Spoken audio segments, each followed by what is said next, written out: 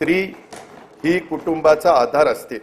आता ती एकूणच समाजाचाच केंद्रबिंदू होते आहे. कुटुंबाचं व्यवस्थापन आणि अर्थार्जन अशा दोन्ही आघाड्यांवर ती लढते आहे. एक हाती कुटुंब सांभाळणाऱ्या कर्तबगार मुलं घडवणाऱ्या महिलाही आपल्याला पाहायला मिळतात. वेगवेगळ्या परीक्षांच्या निकालाच्या वेळी तर मुलींची आघाडी हा तर आता नियमित होऊ पाहतो आहे. अशा आपल्या कर्तृत्वान माय भगिनींना संधीची कवाडे आणखी खुली करणे, त्यांना प्रोत्साहन देणे हे सरकार म्हणून आपले कर्तव्यच आहे. म्हणून आमच्या लेकी बहिणींच्यासाठी मुख्यमंत्री माझी लाडकी बहीण योजना ही महत्वाकांक्षी आणि व्यापक योजना आज मी घोषित करत आहे.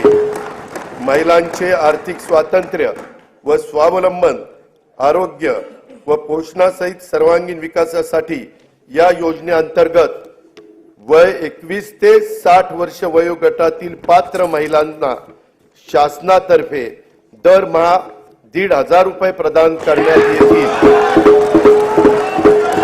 मुख्यमंत्री माझी लाडकी बहीण योजनेसाठी दरवर्षी 46,000 कोटी रुपयाचा निधी उपलब्ध करून देण्यात येईल. योजनेची अंमलबजावणी जुलै 2024 पासून करण्यात येईल.